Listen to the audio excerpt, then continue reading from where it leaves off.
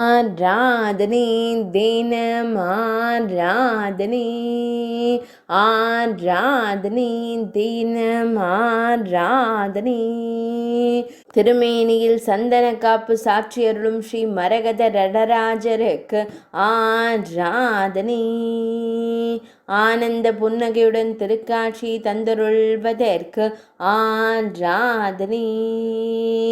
குஞ்சித பாதத்துடன் காட்சி தந்தருளும் ஈசனாரின் அம்சமான தெய்வத்திற்கு ஆராதனை. சந்தன காப்பில் திருக்காட்சி தந்தருளும் உத்தர கோசமங்கை நடராஜ சுவாமிக்கு ஆராதனை.